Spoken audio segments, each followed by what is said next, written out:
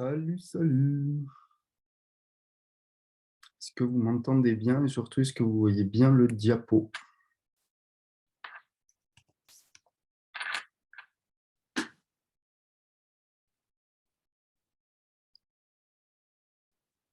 Ok, c'est parfait tout ça.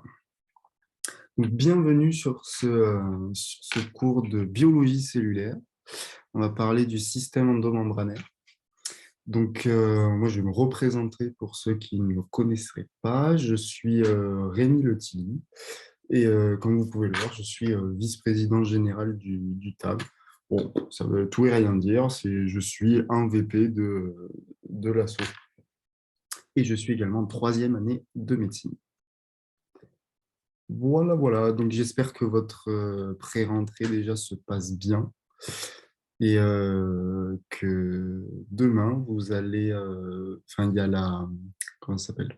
L'après-midi de cohésion des LAS qui va se dérouler de 14h à 16h. On en reparle à la fin du cours, si vous voulez. Si vous avez des questions là-dessus, n'hésitez pas. Bon, bah allez, on commence, hein. Le système endomembranaire, voilà. Donc, un petit sommaire, on va avoir une petite introduction. Ensuite, on va parler du réticulum endoplasmique, puis de l'appareil de Golgi, puis des endosomes et des phagosomes. Et enfin, on va parler des flux membranaires. Introduction. Alors, les constituants du système endomembranaire. Donc, le système endomembranaire, il est composé de plusieurs compartiments qui sont représentés sur ce schéma en orange. Donc, on va avoir le réticulum endoplasmique, qui peut être granuleux, granulaire ou lisse. Et il y a aussi l'enveloppe nucléaire qui fait partie du réticulum endoplasmique. On a l'appareil de Golgi, les lysosomes, les grains de sécrétion, les endosomes aussi qui ne sont pas représentés ici sur ce schéma. Le système endomembranaire se définit par l'ensemble des compartiments intracellulaires limités par une membrane d'enveloppe. Alors attention, à l'exception des mitochondries et des peroxysomes. Eux, ils ne font pas partie du système endomembranaire. Ça, c'est super important.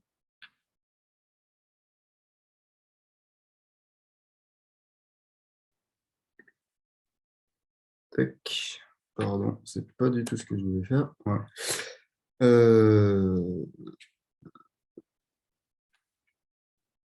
Tac. Le système endomembranaire, il est retrouvé uniquement dans les cellules eucaryotes. Et il est en relation avec le cytosol, la membrane plasmique et le milieu extracellulaire. Donc le cytosol, c'est tout ce qui est un petit peu grisé. La membrane plasmique, bon, bah, c'est le contour de la cellule. Et le milieu extracellulaire, c'est ce qui se passe en dehors de la cellule. Donc chaque compartiment possède une membrane d'enveloppe, comme on l'a dit, un contenant qui est l'équivalent de la membrane plasmique, et un contenu ou lumière qui est l'équivalent du milieu extracellulaire.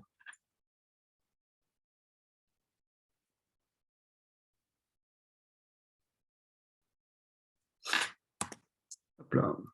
Le réticulum endoplasmique. Petite définition, qu'est-ce que c'est? Donc il est constitué d'un ensemble de canalicules et de vésicules qui constituent un réseau très développé dans les cellules eucaryotes adultes. Donc, comme je vous l'ai dit, il est en continuité avec l'enveloppe nucléaire. Vous pouvez le voir ici, par exemple. Hop là, on revient là. Ça, c'est du réticulum endoplasmique. Ça, c'est l'enveloppe nucléaire. C'est en continuité, c'est la même chose.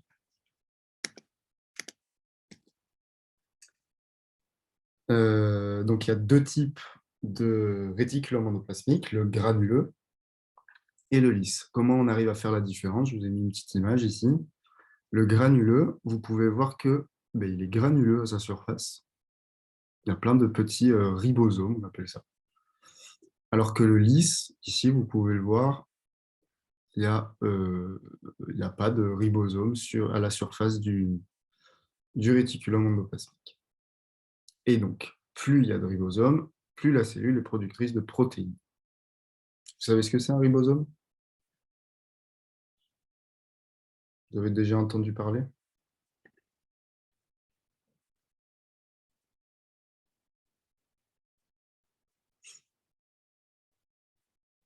Ok, génial.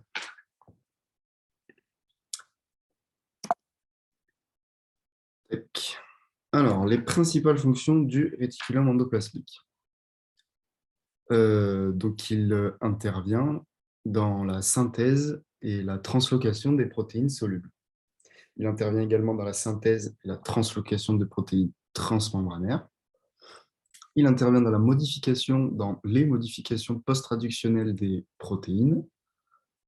Euh, il permet le contrôle qualité des protéines avant l'exportation vers le Golgi. Il y a des petits peptides antigéniques qui sont également transloqués dans le RE. Et il intervient enfin dans la synthèse et le stockage de différents éléments cellulaires. On va y revenir. Donc, synthèse et translocation de protéines solubles. Ça va être du cytosol vers le RE. Alors, déjà, il y a un truc très important à connaître, c'est la synthèse de toutes les protéines codées par le génome nucléaire commence dans le cytosol. Ça, c'est quelque chose de très important à connaître. Donc, la protéine, elle va être adressée à la membrane du réticulum endoplasmique grâce à un signal d'adressage appelé le peptide signal. Ce peptide signal va être reconnu dans le cytosol au début de la synthèse par le facteur cytosolique appelé la SRP. SRP, ça veut dire en anglais Signal Recognition Particle, donc la particule de reconnaissance du signal.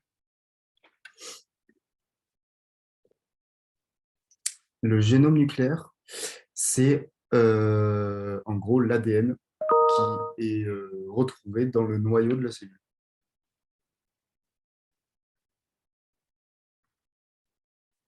Est-ce que tu as compris?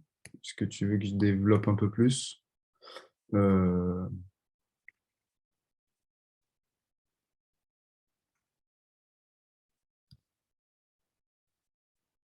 Ah voilà, ok, donc nucléaire, ça veut dire noyau en gros. Hop.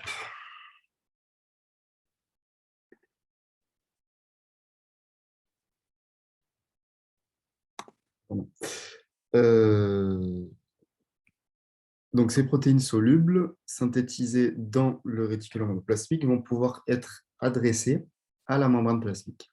Il s'agira donc de protéines périphériques externes. Elles peuvent également être adressées et entrer dans la composition de la matrice extracellulaire. Elles seront alors sécrétées à l'extérieur de la cellule. Ou bien ces protéines pourront entrer dans la constitution de la lumière des compartiments du système endomembranaire. Il s'agira donc de protéines solubles du compartiment du système endomembranaire.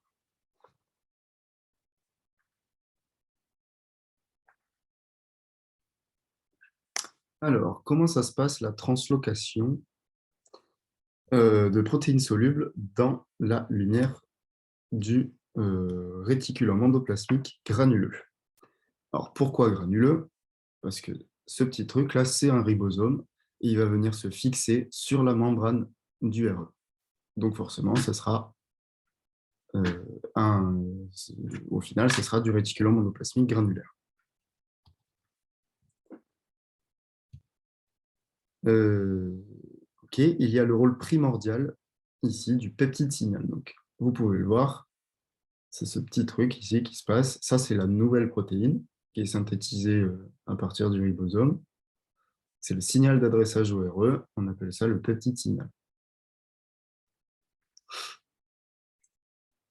Dans le cytosol, du coup, on a dit que était initiée la traduction de la protéine. Donc, c'est le début de la synthèse de la protéine.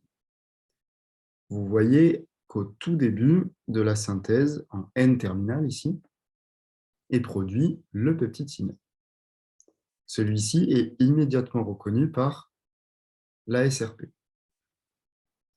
Ensuite, l'ASRP va se fixer sur son récepteur, ici, qui est transmembranaire de la membrane du RE. Sur le versant cytosolique, on se trouve dans le cytosol, et ce récepteur de la SRP, voilà. Cette fixation permet de rapprocher physiquement le ribosome vers la membrane d'enveloppe du RE, au niveau d'une petite structure qu'on appelle le translocon. Donc c'est un complexe protéique qui est inséré dans la membrane d'enveloppe du RE. Ici, vous le voyez, membrane du RE, ce complexe protéique, translocon. Et donc, la fixation du SRP sur son récepteur permet de rapprocher le ribosome du translocon. Avant que le ribosome ne se fixe sur le translocon, la lumière de celui-ci est fermée. Ici, vous pouvez le voir, translocon fermé. Il n'y a rien qui passe. Et c'est fermé également par une autre protéine qui s'appelle protéine BIP. Bon. Une fois que le ribosome s'est fixé sur le translocon, BIP va se détacher. Donc on va le voir ici. Ce qui permet l'ouverture du translocon et le début du passage de la protéine à travers ce dernier. Et donc la dernière étape, c'est la translocation de la protéine dans la lumière du réticulum endoplasmique. Et la synthèse de la protéine se poursuit par le ribosome qui est fixé au RE.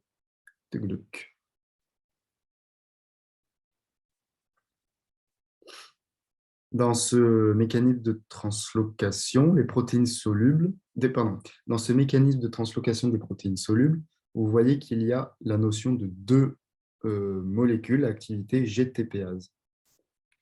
Donc c'est l'ASRP et son récepteur. Le GTP, c'est de l'énergie. Retenez ça. Et évidemment, cette énergie est indispensable pour qu'il y ait détachement de la SRP de son récepteur et pour que celle-ci puisse à nouveau être utilisée pour la reconnaissance d'une nouvelle protéine soluble. Oups, pardon. Donc, que devient ce peptide signal? Une fois que la protéine soluble est rentrée dans le réticulum endoplasmique. Donc, en gros, on a notre ribosome, notre translocon. La protéine, elle est enchâssée via le peptide signal dans la membrane du RE. Elle est transloquée. Donc, une fois que la protéine soluble est rentrée dans le RE et qu'elle a terminé sa synthèse, le ribosome va se détacher du translocon. Hop, séparation du RE. Et le translocon se referme.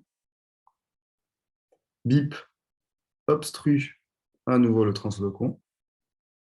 Et la protéine soluble, à ce stade, n'est pas encore soluble, puisqu'elle est insérée dans la membrane plasmique, dans la membrane d'enveloppe du réticulum endoplasmique par le peptide signal. Pour que celle-ci devienne soluble, il va falloir qu'il y ait un clivage du peptide signal. Un clivage, ça va être une coupure en gros. Et voilà, ce clivage se fait sous l'action de deux enzymes.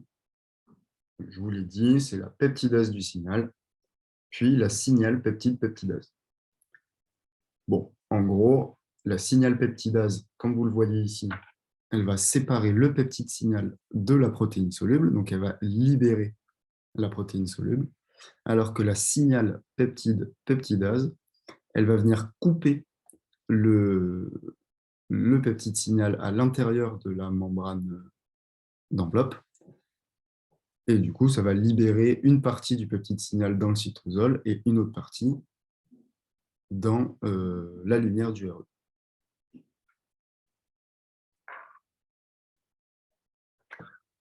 La partie qui est libérée dans le cytosol, elle va être dégradée ensuite par le protéasome. Et donc, une fois que la protéine soluble à l'intérieur, dans la lumière du RE est libérée, et ben, elle va pouvoir subir des modifications post-traductionnelles et notamment obtenir sa conformation de 3D.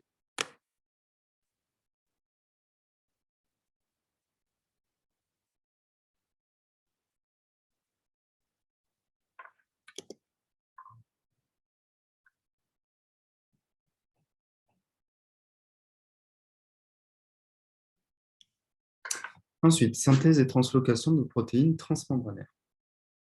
Donc, ces protéines membranaires qui sont insérées dans la membrane du RE vont pouvoir avoir comme destination soit la membrane plasmique, il s'agira alors de protéines transmembranaires de la membrane plasmique, ou alors ça peut être des protéines transmembranaires entrant dans la constitution des compartiments du système endomembranaire. Leur synthèse commence toujours dans le cytosol. Les premières étapes de la biosynthèse sont comparables à celles des protéines solubles, et ensuite la protéine doit être adressée au RE. Donc, comment se passe cet adressage? Je crois que je ne vais pas beaucoup en parler. Ouais, j'en parle pas énormément, parce qu'on s'en fout un peu.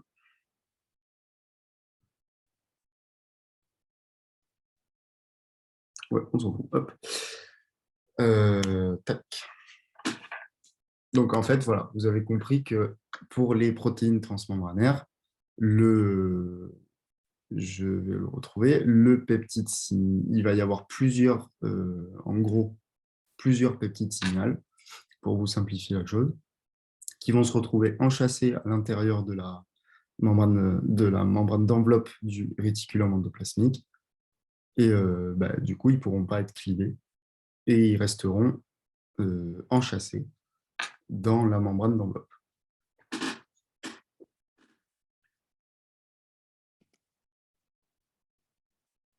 Modification post-traductionnelle des protéines.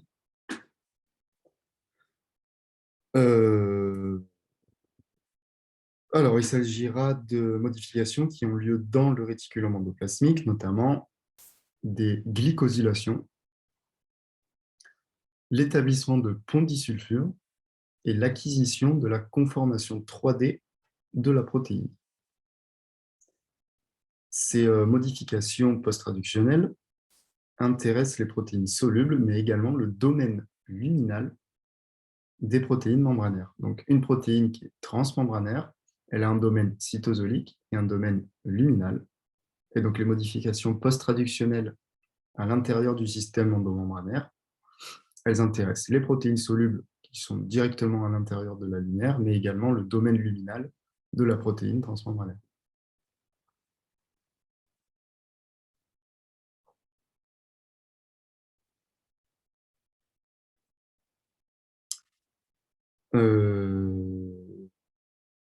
Voilà. Donc, le repliement des protéines solubles se fait via l'établissement de ponts disulfure. Et ces ponts disulfure, ils se font entre deux acides aminés de type cystéine. Bon, ça c'est un petit détail aussi. Ce mécanisme de repliement des protéines solubles ou du domaine luminal de protéines transmembranaires se fait sous l'action de la protéine disulfure isomérase, c'est la PDI. Non, c'est pas là. Et de chaperons solubles ou transmembranaires. Les chaperons, en gros, c'est des protéines qui vont permettre ce repli en fait. Et les modifications post-traductionnelles.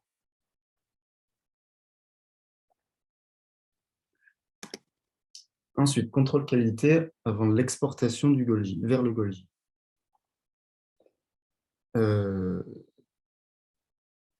réticulum endoplasmique interdit l'exportation des protéines qui sont mal configurées.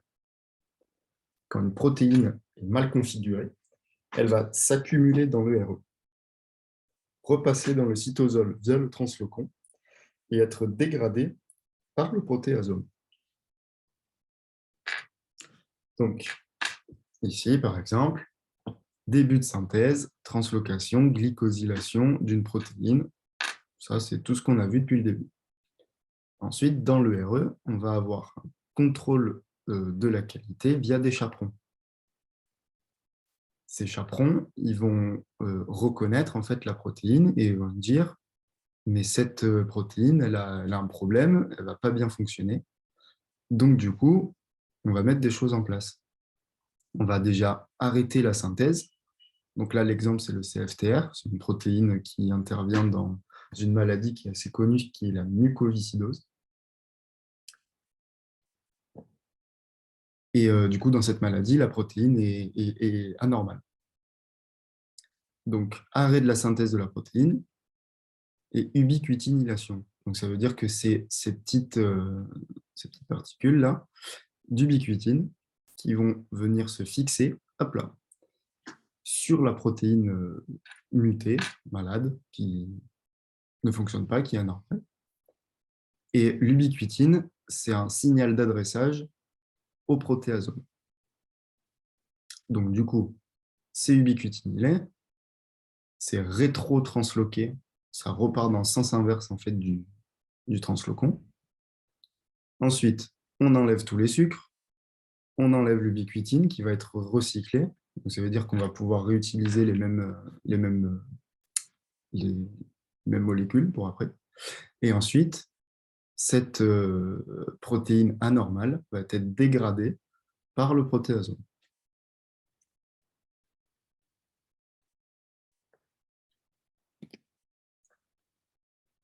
Ensuite, les peptides antigéniques sont transloqués dans le RE.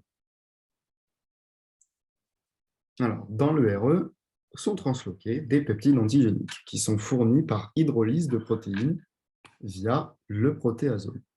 Ils vont traverser la membrane d'enveloppe du RE grâce à des transporteurs spécifiques, notamment le transporteur TAP, qui se trouve juste ici, transporteur TAP. Dans la lumière du RE, chaque peptide antigénique va être clivé par des protéases ou des peptidases, et particulièrement des peptidases de la famille ERAP.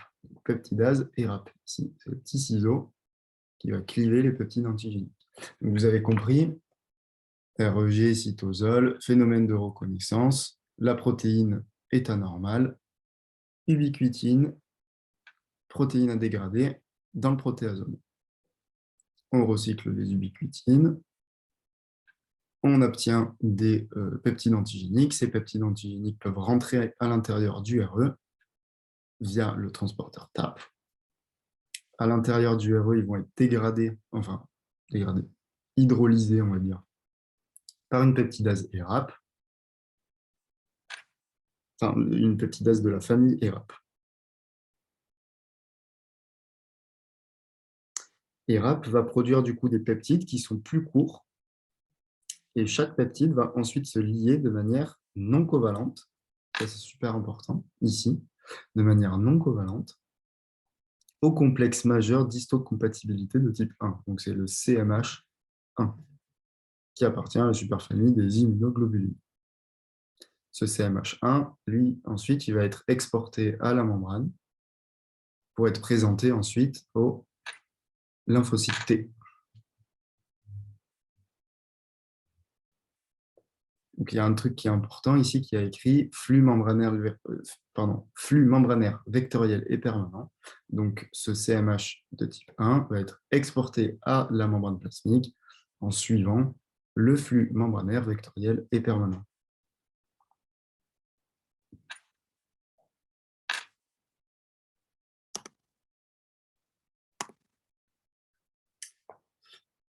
Le RE participe à la synthèse et au stockage de différents éléments, donc notamment le calcium. Alors, déjà, comment rentre le calcium à l'intérieur du réticulum endoplasmique? Il est dans le cytosol. Il va rentrer grâce à une protéine transmembranaire du RE. qui s'appelle la calcium ATPase, qui est une pompe qui va faire rentrer le calcium depuis le cytosol dans la lumière du RE. Donc, c'est une pompe qui consomme de l'énergie, ici, de l'ATP. Et c'est l'hydrolyse, du coup, de l'ATP en ADP qui va permettre de faire rentrer le calcium à l'intérieur du RE pour qu'il y soit stocké. Dans le RE, le calcium est fixé à des protéines qui sont spécialisées dans l'importation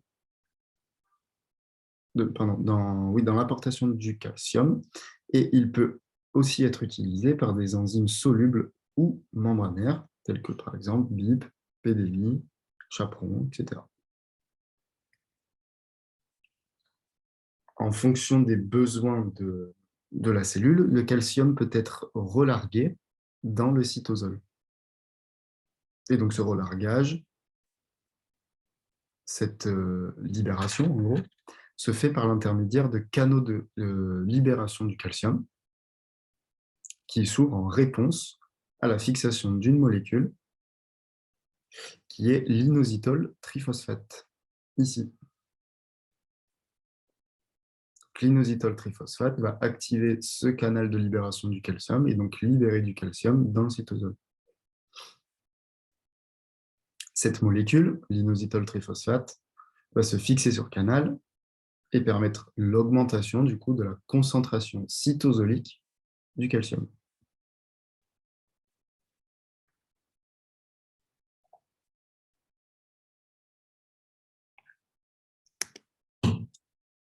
Le RE participe aussi à la synthèse de cholestérol.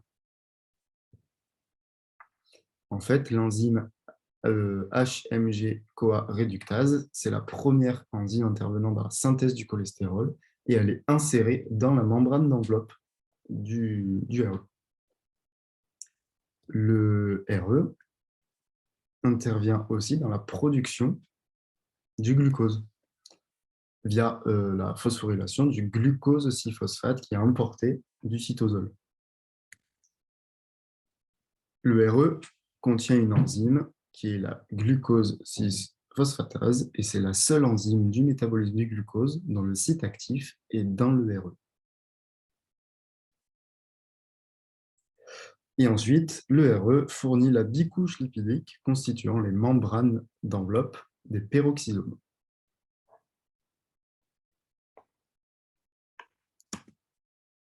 L'appareil de Golgi. Est-ce que déjà vous avez compris un petit peu ce que c'était que le réticulum endoplasmique?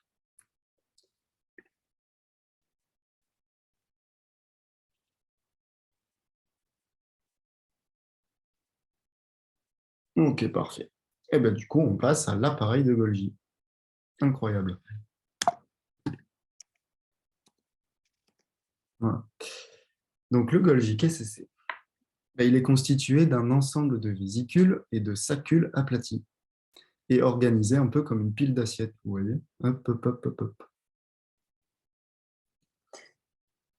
Les piles de saccules constituent ce qu'on appelle un dictyosome.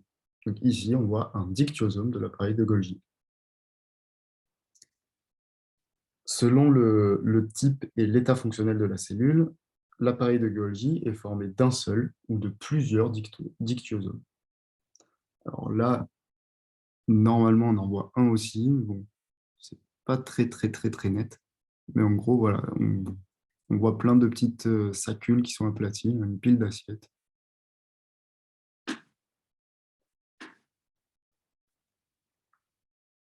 Chaque dictyosome est environné de vésicules et de canalicules qui assurent le transport du RE, qui se trouve juste ici, vers les saccules Golgiens.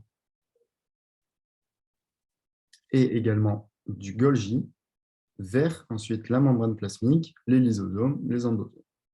Alors le Golgi, il se situe entre le réticulum endoplasmique qui se trouve ici et la membrane plasmique qui se trouve de ce côté en gros. Il se situe à proximité du noyau cellulaire et à proximité du noyau. C'est la même chose. Un dictyosome est divisé en 3 régions. Vous pouvez le voir ici. saccules 6, donc c'est les premières saccules après le RE, les saccules médians et saccules trans. Donc, les saccules 6, c'est la face d'entrée du Golgi, qui est du côté du RE. Et donc forcément, cette sacule, cette région, elle est alimentée par des matériels provenant du RE. Ensuite, la région médiane, pas grand-chose à dire dessus. Et la région trans, sacule trans, c'est la phase de sortie qui est en continuité avec un réseau de canalicules qui constitue le réseau transgolgien, ou TGN. On va dire TGN après.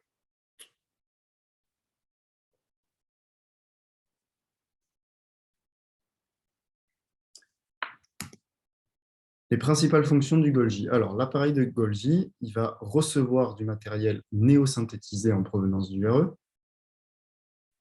Il va modifier ce matériel au fur et à mesure de l'avancée dans les saccules, sacule 6, médiane et trans. Et va l'exporter aussi vers d'autres compartiments, style la membrane plasmique, les endosomes, les lysosomes, en suivant le flux membranaire vectoriel et permanent. Alors, modification post-traductionnelle des protéines, donc ça c'est une des fonctions aussi du Golgi. Eh bien, il va y avoir de la glycosylation, notamment la O-glycosylation. Il va y avoir de la phosphorylation, la sulfatation, bon, etc. Une autre fonction, eh bien, c'est aussi un site de stockage du calcium, le Golgi, comme le RE. Et de la même manière que pour le RE, les citernes golgiennes comportent une calcium ATPase qui va faire rentrer le calcium du cytosol dans la lumière du Golgi. Les citernes golgiennes comportent une protéine fixant les ions dans la lumière et également un canal de libération de type récepteur à l'IP3, inositol triphosphate, qui va permettre la sortie du calcium de la lumière du Golgi vers le cytosol.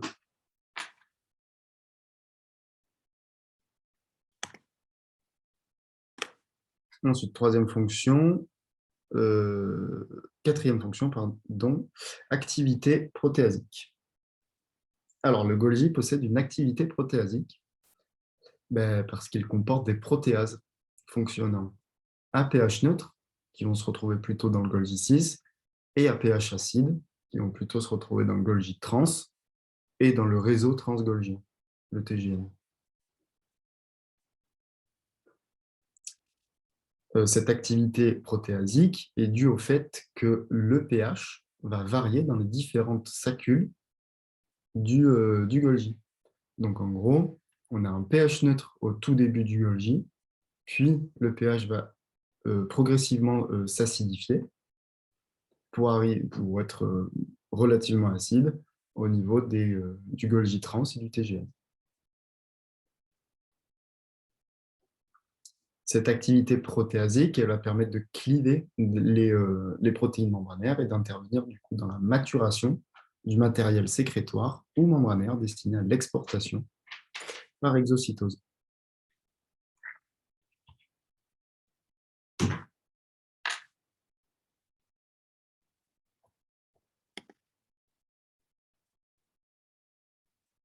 Alors, le réseau transgolgien. Donc là, en fait, on vous a, sur ce schéma, représenté que le Golgi trans ou le TGN. D'accord? Donc ça veut dire que de ce côté, il y a le Golgi médian et le Golgi 6. Puis encore après, de ce côté-là, le RE. Okay, donc le réseau transgolgien constitue, on a dit, la phase de sortie, phase de triage du Golgi. Et on va commencer par le matériel qui est adressé par le TGN vers la membrane plasmique, en suivant du coup le flux membranaire vectoriel et permanent. Donc le matériel transporté du TGN vers la membrane plasmique. Il y a un premier type de matériel, ce sont les vésicules recouvertes de revêtements de clatrine. Ces vésicules, elles vont bourgeonner à partir du TGN et vont se détacher par l'intervention d'une protéine G monomérique qui s'appelle la dynamine. Alors, protéine G monomérique, c'est important de le savoir. La dynamine, c'est encore plus important de savoir que c'est elle qui détache, qui permet le bourgeonnement en fait, de la vésicule de clatrine. Cette vésicule va suivre le flux membranaire vectoriel et permanent et va permettre l'adressage du matériel qu'elle transporte à la membrane plasmique en suivant un mécanisme de sécrétion régulé. Le matériel transporté va être libéré dans le milieu extracellulaire par exocytose et au cours de ce transport, la vésicule, comme vous le voyez, elle a changé de gueule, elle a été déshabillée. Déshabillée par HSP70, c'est un chaperon. Donc retenez, la vésicule de clatrine, pour être baladée dans la cellule, pour être transportée dans la cellule, doit être déshabillée. Et donc c'est un chaperon qui s'en occupe.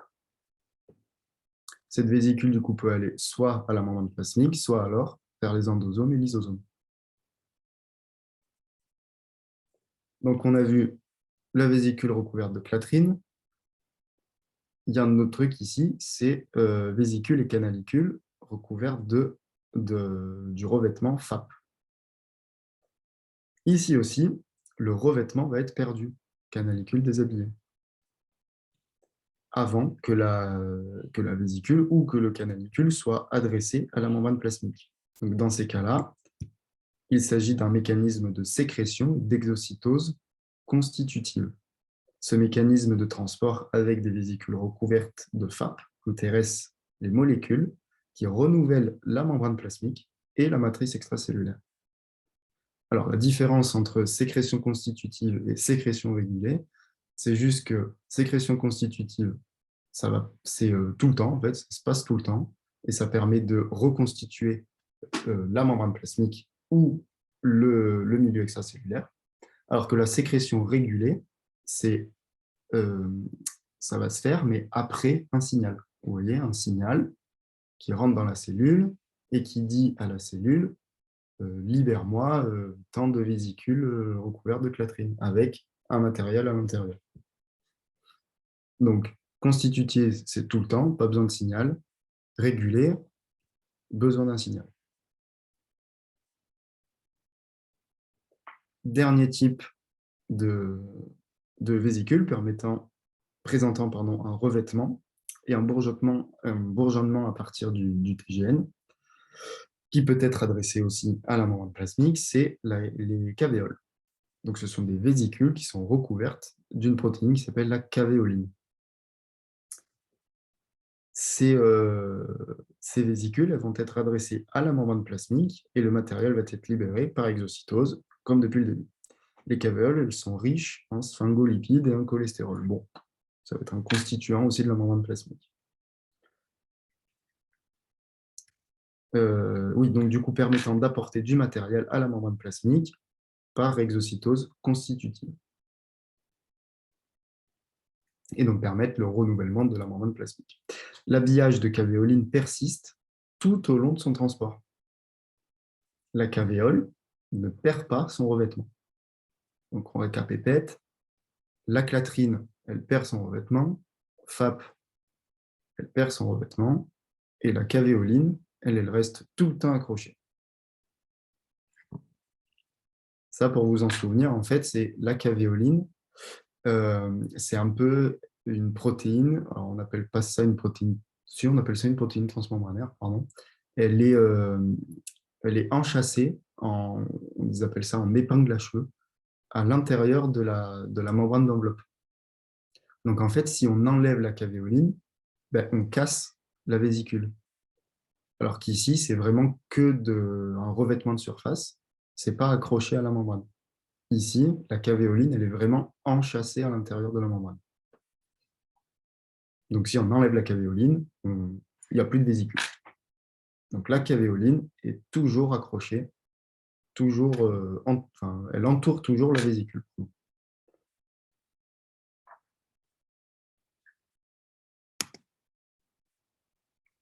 matériel transporté du TGN vers le RE. Alors, ça, du coup, c'est en sens inverse.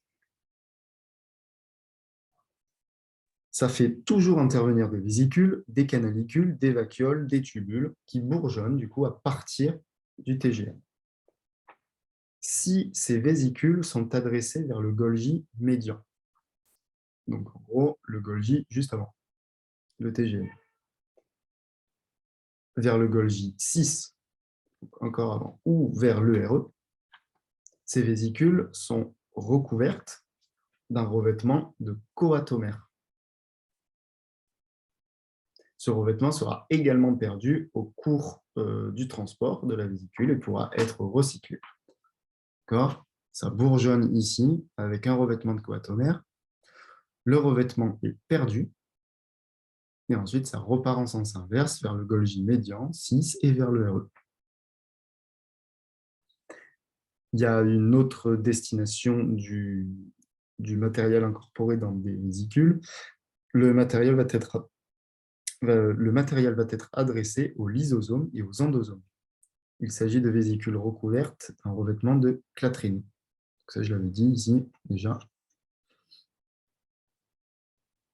Ce revêtement va être perdu également au cours du transport et la vésicule pourra fusionner avec le compartiment lysosomal ou avec les endosomes. Du coup, justement, les endosomes et les phagosomes.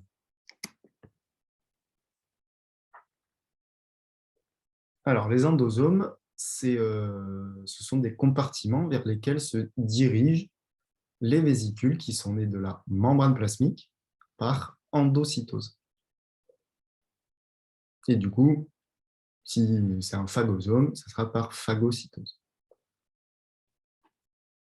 Cela permet le transport de molécules depuis le milieu extracellulaire vers l'intérieur de la cellule. Et c'est donc un mécanisme qui permet, en gros, la nutrition de la cellule.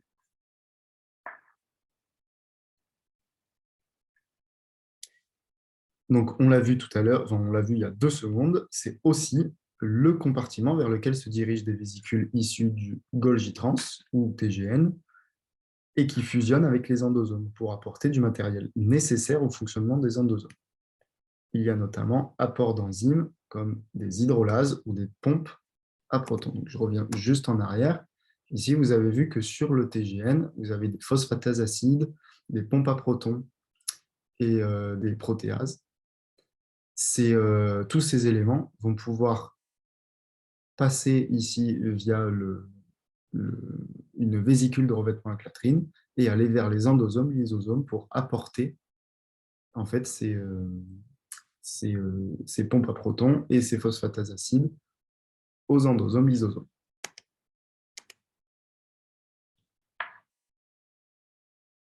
Alors, il y a deux types.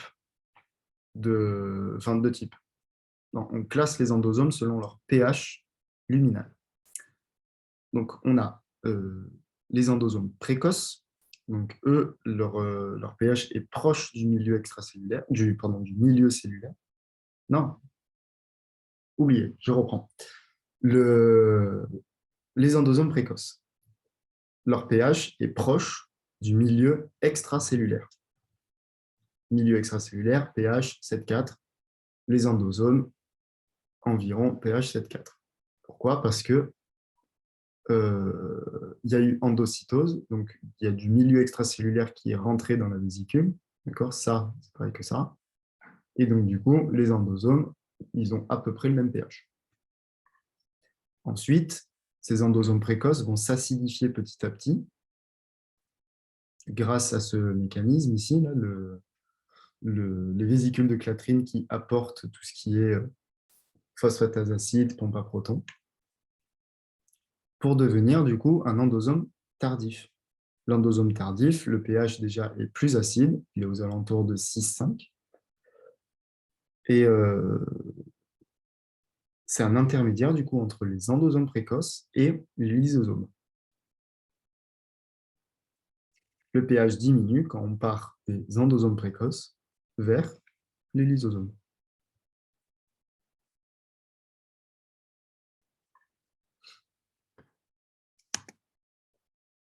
Les principales fonctions des endosomes. Alors, c'est un peu une sorte de carrefour entre la membrane plasmique, le cytosol, le TGM et les lysosomes. Le compartiment endosomal exporte du matériel vers la membrane plasmique et le milieu extracellulaire. Il intervient en recyclant du matériel qui a été utilisé lors de l'endocytose et qui, rapporté à la membrane plasmique, pour être recyclé. Ils peuvent délivrer du matériel au cytosol ou apporter du matériel au lysosome et fusionner avec. Dans certaines cellules spécialisées, oui, que l'on appelle les cellules présentatrices d'antigènes, les endosomes interviennent dans la défense immunitaire en participant à la présentation à la membrane plasmique du CMH de type 2 et de peptides antigéniques solubles.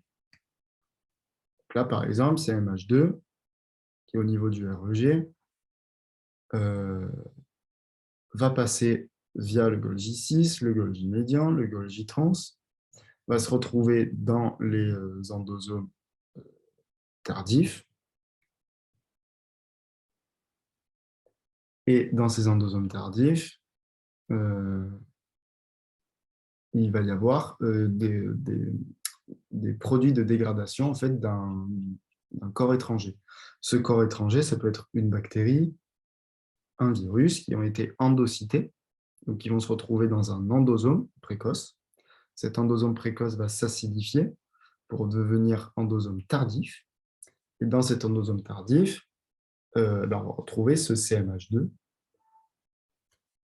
Dans l'endosome tardif, le pH est plus acide, il y a des phosphatases, il y a des peptidases, des protéases, et donc du coup, ça va dégrader ce corps étranger. On va obtenir ici des petits peptides antigéniques, et qui vont se lier de manière non covalente, encore une fois, au CMH2. Et ensuite, ce CMH2 va être exocité, soit à la membrane, soit alors via un exosome, ça s'appelle, pour ensuite être présenté au lymphocyte T.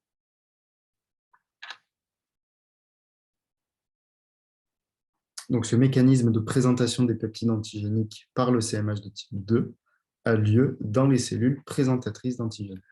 D'accord ?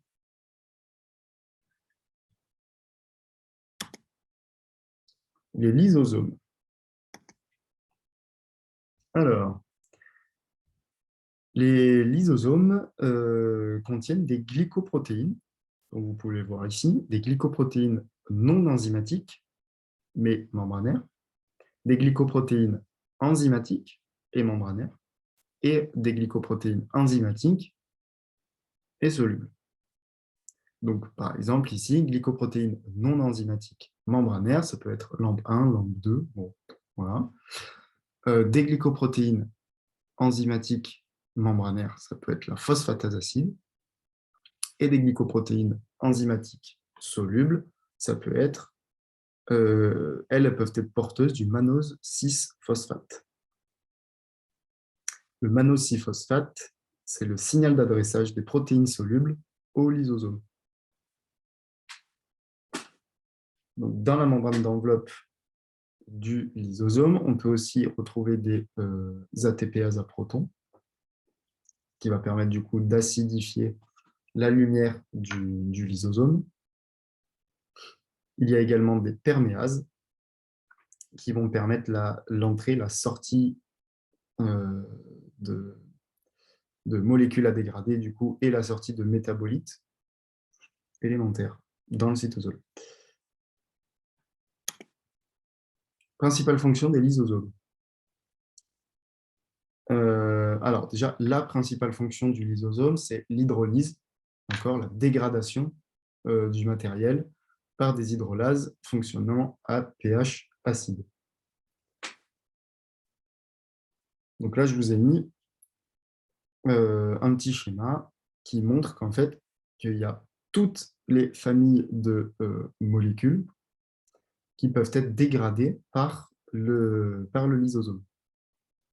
Donc, par exemple, des lipides vont être dégradés par des lipases qui vont donner des acides gras, glycérols. Des polysaccharides, donc c'est des sucres, vont être dégradés par des glycosidases pour donner des sucres plus simples, des monosaccharides.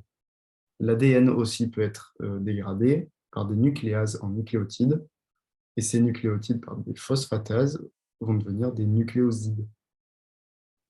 Des protéines vont être dégradées par des protéases pour donner des oligopeptides. Ces oligopeptides vont être dégradés par des peptidases pour donner des petits dipeptides ou alors des acides aminés.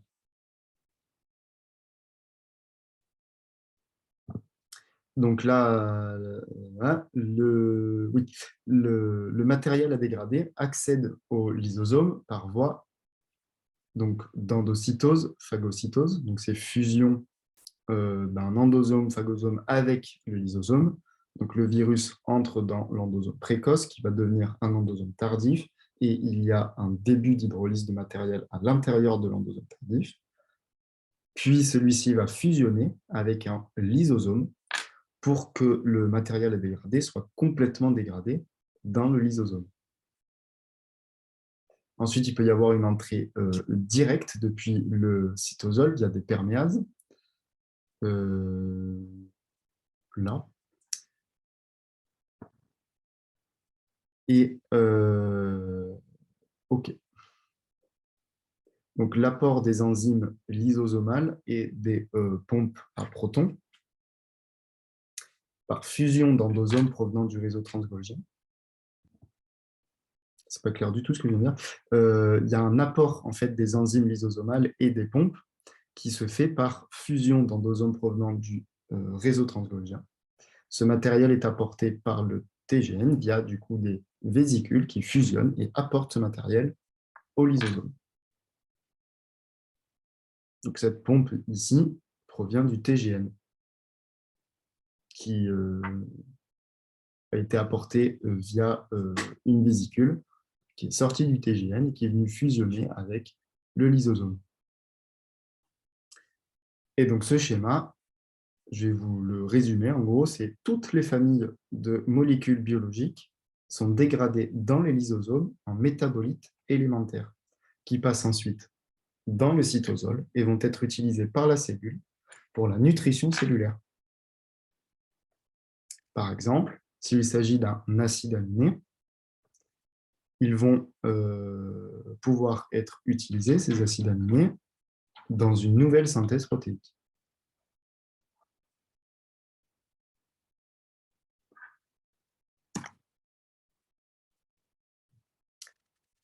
Les flux membranaires. Alors, il y en a deux dans le cours qui sont assez importants. C'est le flux membranaire vectoriel et permanent. Et le deuxième, ça va être le flux rétrograde. Donc, d'abord, on va parler du flux membranaire vectoriel et permanent. Il transporte du matériel membranaire dans les compartiments du système endomembranaire. Il se déroule en permanence durant le cycle cellulaire. Les destinations des protéines solubles et membranaires synthétisées dans le RE sont, par exemple, la membrane plasmique, peuvent être aussi les milieux extracellulaires, mais ça peut être les lysosomes, les endosomes, les phagosomes, comme par exemple pour les enzymes et les pompes à protons, comme on a vu.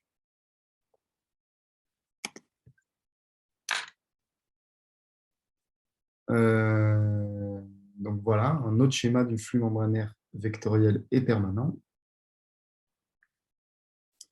Donc d'abord, il y a un adressage au Golgi. Alors oui, voilà. On va prendre le cas d'une protéine, par exemple. Donc ici, c'est une protéine membranaire, d'accord, avec en rouge le domaine luminal, en vert le domaine cytosolique. Et ici, c'est une protéine soluble. Donc, on va voir l'adressage de ces deux protéines, en gros, à la membrane plasmique ou au milieu extracellulaire. D'abord, il va y avoir un adressage au Golgi. Donc, on est dans le RE, maturation, enfin, synthèse, puis maturation de la protéine. Ces protéines vont pouvoir être transportées par une vésicule. Elle va arriver au niveau du Golgi, il va y avoir une deuxième maturation. Cette, ces protéines vont pouvoir maturer du coup dans les différentes citernes golgiennes. Puis les vésicules vont être libérées à partir du Golgi et être adressées à la membrane plasmique par exocytose. S'il s'agit de protéines synthétisées dans le RE, on la retrouve insérée dans la membrane. Donc, il s'agira d'une protéine transmembranaire. S'il s'agit d'une protéine soluble, elle va être libérée et on la retrouvera du coup dans le milieu extracellulaire. Deuxième branche, ça va être un adressage au lysosome, endosome, phagosome. Donc, toujours pareil, synthèse de protéines, transport vers le Golgi, maturation, et à partir du Golgi, bourgeonnement d'une vésicule qui va les transporter. Après le Golgi, du coup, une vésicule se forme et transporte les protéines, qu'elles soient transmembranaires ou solubles, au niveau des lysosomes ou des endosomes.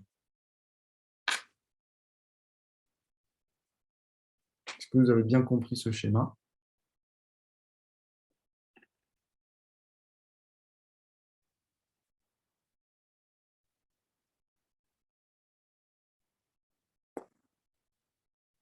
On va dire que oui. Vous n'avez pas de questions d'abord? Ouais, voilà. Oui, oui, oui. Ok, ça va. Pas de questions du coup?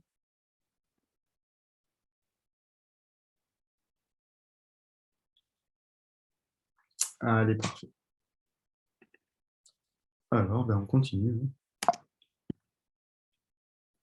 Le flux rétrograde. Donc, le flux rétrograde, eh ben, c'est tout simplement le flux opposé au flux membranaire vectoriel et permanent.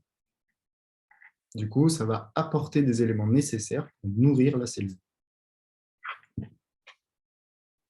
Le point de départ ici, c'est l'entrée du matériel par endocytose. Une vésicule va bourgeonner à partir de la membrane plasmique et apporter le matériel à l'intérieur de la cellule. Si c'est un endosome, ça passe par endosome précoce, puis tardif, qui fusionnera avec les lysosomes. Dans ces endosomes et lysosomes, l'hydrolyse est plus ou moins totale et la destination finale sera le cytosol pour la nutrition cellulaire. Il y a une autre possibilité, le matériel phagocyté aussi peut également repartir vers la membrane plasmique pour être recyclé. Donc du coup, c'est rentré par endocytose ou phagocytose, endosome, phagosome, lysosome. Et ensuite, la deuxième possibilité, c'est être relargage ici vers la membrane plasmique pour être recyclé. C'est le cas notamment de certains récepteurs membranaires. Ce matériel endocyté peut aussi être acheminé jusqu'au Golgi et au RE par l'intermédiaire de vésicules, sacules, canalicules qui vont bourgeonner à partir des endosomes.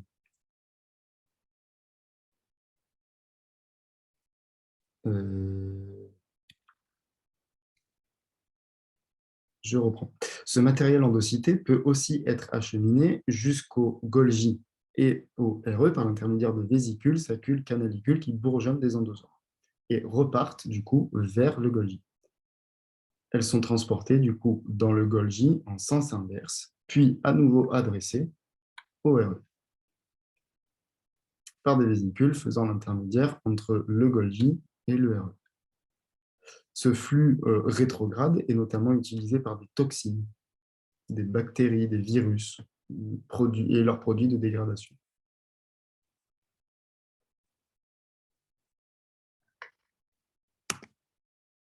Alors, pourquoi ces deux phénomènes? Les entrées doivent être compensées par les sorties. Donc, à chaque fois qu'on enlève la membrane plasmique, il faut un mécanisme de compensation pour qu'il n'y ait pas de perte de surface totale de la membrane plasmique. La plupart des cellules exportent du matériel protéique plus ou moins sucré, donc de façon constitutive, pour les constituants de la matrice extracellulaire, et de façon régulière pour les produits de sécrétion. Tous les constituants de la cellule sont soumis à un renouvellement permanent, donc avec des rythmes individuels différents selon les constituants. Mais le plus important, pourquoi ces deux phénomènes, c'est que les entrées doivent être compensées par les sorties. C'est ce qui est le plus logique. Hop là, des petits points clés. Et après, ça sera fini. On va aller très très vite. Les points clés. Donc, le rôle du réticulum endoplasmique dans la biosynthèse, la transcription depuis le cytosol et le contrôle de la qualité des protéines. Le RE et le Golgi ont un rôle dans la maturation et la modification post-traductionnelle des protéines. Le système endomembranaire joue un rôle d'interface avec le cytosol, qui lui fournit les matériaux de base et récupère les métabolites produits. Le système endomembranaire interagit avec le milieu extracellulaire via la lumière de ces cavités et la membrane plasmique, et également des phénomènes d'endocytose, d'exocytose. Les endosomes et les osomes assurent la fourniture de métabolites privilégiés dans le milieu extérieur. Et les flux assurent le transport simultané des membranes d'enveloppe et du continu des les flux assurent le transport simultané des membranes d'enveloppe et du contenu des cavités, du RE vers la membrane plasmique et en sens opposé. Voilà, j'ai fini. Alors, je ne vous ai pas fait de QCM, je n'ai pas eu le temps, mais dans tous les cas, je crois que c'est demain, vous allez avoir un petit QCM sympatoche. Est-ce que vous avez des questions? Est-ce que vous avez compris? Est-ce que ça vous a aidé?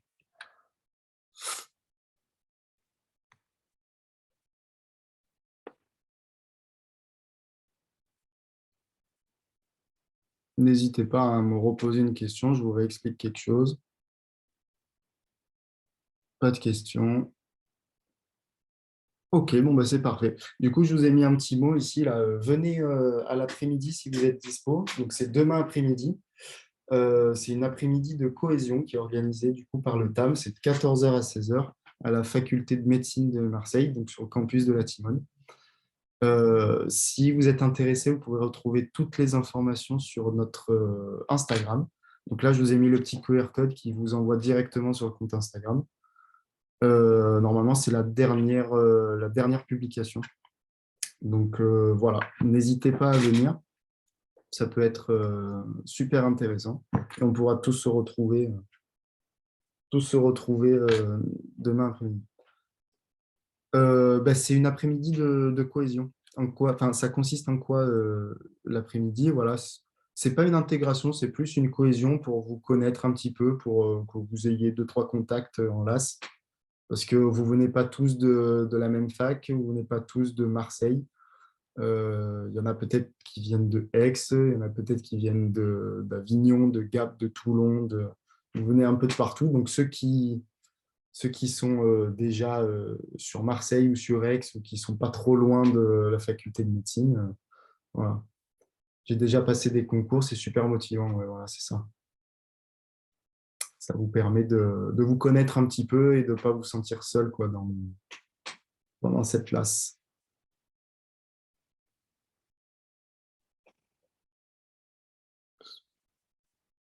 Mais de rien. Pas d'autres questions?